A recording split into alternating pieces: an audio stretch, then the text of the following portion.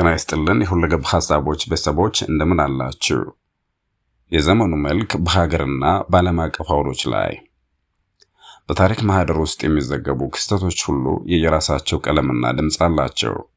አንዳንዶቹ የተስፋን ብርሃን የሚፈነጥቁ፣ ሌሎቹ ደግሞ የስጋትን ደመና የሚያጠሉ ናቸው። ዛሬ የምንገኝበት የታሪክ ምዕራፍም እነዚህን ሁለት ተቃራኒ ገጽታዎች አጣምሮ ይዟል። በአንድ በኩል ለሰላምና ለዲሞክራሲ የሚደረጉ ጥረቶች፣ በሌላ በኩል ደግሞ የጦርነት ነጋሪትና የኢኮኖሚ ጫናዎች ዓለማችንን እየፈተኗት ይገኛሉ። በዚህ ዘገባችን ከሀገር እስከ ዓለም አቀፍ ዲፕሎማሲ፣ ከዜጎች የኑሮ ፈተና እስከ ሀያላን ሀገራት ወታደራዊ ሽኩቻ ያለውን ረቂቅ ትስስር በጥልቀት እንመረምራለን። ወደ መጀመሪያው ስናልፍ የፖለቲካው አዙሪትና የሰላም ጥሪ።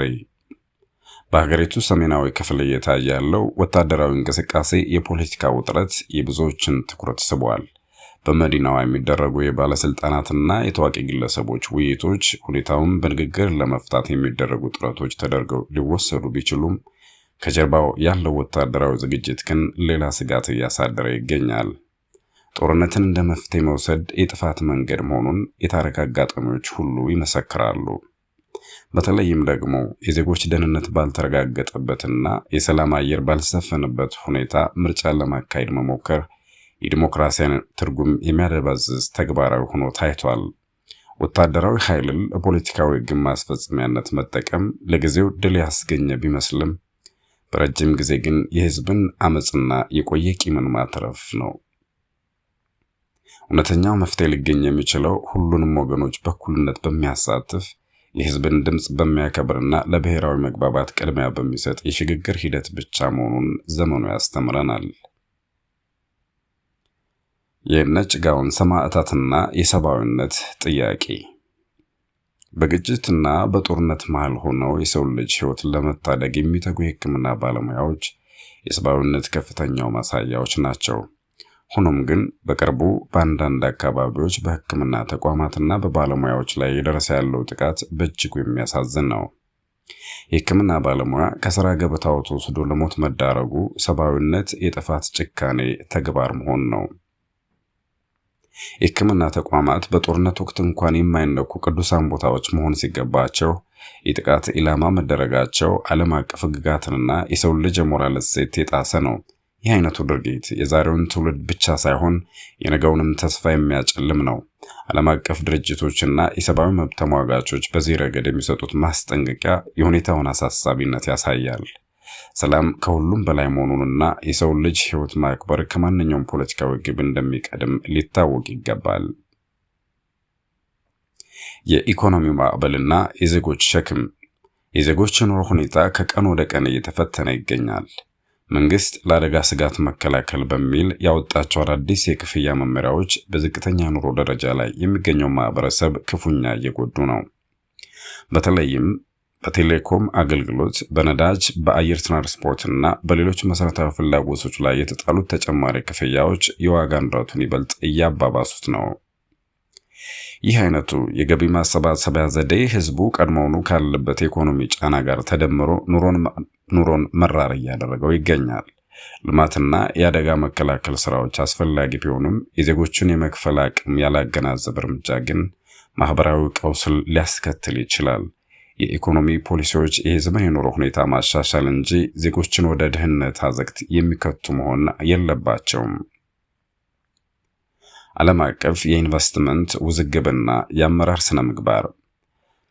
በዓለም አቀፍ ደረጃ የሚንቀሳቀሱ ግዙፍ ድርጅቶችና የሀገራት ልማት ግንኙነት በአመራሮች ስነ ምግባር ላይ በእጅጉ የተመሰረተ ነው። በቅርቡ በሀገሪቱ ትልልቅ ፕሮጀክቶች ያሉት አንዳንድ ዓለም አቀፍ ተቋማት ከፍተኛ አመራር ከኃላፊነታቸው መነሳታቸው በንግዱ ዓለም ያለውን ጥብቅ የስነ ምግባር ቁጥጥር ያሳያል። አመራሩ ከዚህ ቀደም ስማቸው በወንጀል ከሚነሱ ግለሰቦች ጋር ግንኙነት ነበራቸው መባሉ የተቋማትን ዝናና የኢንቨስትመንት ሂደቱን ሊጎዳ የሚችል ነው። ይህ ክስተት ለሀገራዊ ልማት የሚመጡ ሀገሮችና የጥራትና የስነ ምግባር መስፈርቶች ማሟላት እንዳለባቸው ትልቅ ትምህርት የሚሰጥ ነው። ግልጽነትና ተጠያቂነት በሌለበት ሁኔታ የሚከናወን የኢኮኖሚ ግንኙነት ዘላቂ ውጤት ሊያመጣ አይችልም። የተቃውሞ ፍልስፍናና የንብረት ጥበቃ በአንዳንድ አካባቢዎች የሚታዩ ህዝባዊ ተቃውሞዎችና የትጥቅ ትግሎች የየራሳቸው ፖለቲካዊ ምክንያቶች ቢኖራቸውም በሂደቱ ውስጥ የሚፈጸሙ ውድመቶች ግን ለሀገራት ኪሳራ ናቸው። አንዳንድ ኃይሎች በቅርቡ ያስተላለፉት መልእክት የህዝብን ሀብት ከመንግስት ንብረት ለይቶ የመመልከትን አስፈላጊነት ያጎላል። ባንኮች፣ ትምህርት ቤቶችና የጤና ተቋማት የማንኛውም መንግስት ንብረት ሳይሆኑ በህዝብ ጥሪትና ላብ የተገነቡ የጋራ ሀብቶች ናቸው። እነዚህን ተቋማት ማውደም የገዛ ራስን ቤት እንደማፍረስ ይቆጠራል። ትግል ለለውጥና ለተሻለ ህይወት እስካልሆነ ድረስ ያለውን ሀብት ጠብቆ የማቆየትና የማብሰልሰል የራስ የማድረግ ማሳያ መሆን ይጠበቅበታል። የጥፋትና የውድመት መንገድ ሀገርን ወደ ኋላ ከመጎተት ውጪ ፋይዳ አይኖረውም።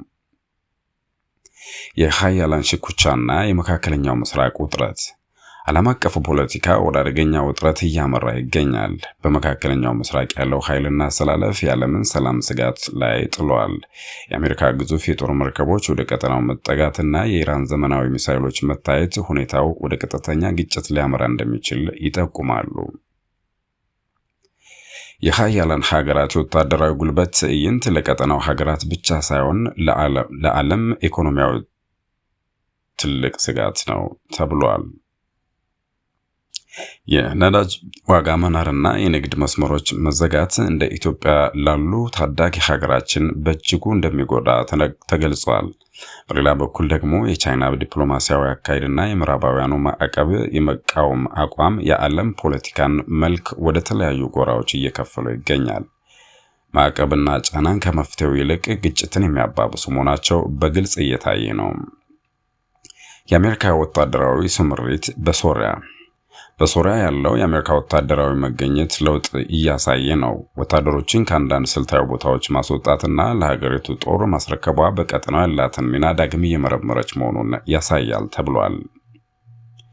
ይህ እርምጃ በሶሪያ የውስጥ ፖለቲካና በጎረቤት ሀገራት ግንኙነት ላይ የሚያሳድረው ተጽዕኖ ቀላል አይደለም። ወታደራዊ መውጣትና መግባት ሁልጊዜም አዲስ የኃይል ክፍተት የሚፈጥር በመሆኑ በቀጠናዊ ሽብር ኃይሎች ዳግም እንዳያዳግሙ ስጋት ይኖራል።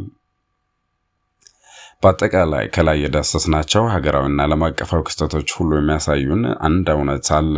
ዓለማችን ይበልጥ የተሳሰረችና አንዱ ችግር ለሌላው መንስኤ የሚሆንባት ሆናለች።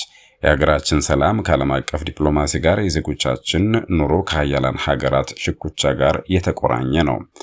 በዚህ ፈታኝ ዘመን ውስጥ መፍትሄው ሊሆን የሚችለው የኃይል አማራጭ ሳይሆን የሰላም መንገድ ነው።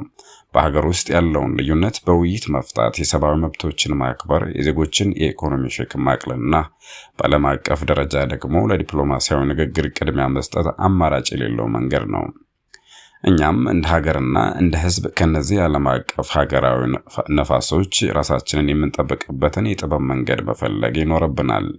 ሰላም ለሀገራችን፣ ሰላም ለዓለማችን እያለን የዛሬውን ሰፊ ዜና ትንተናችንን በዚህ አበቃን።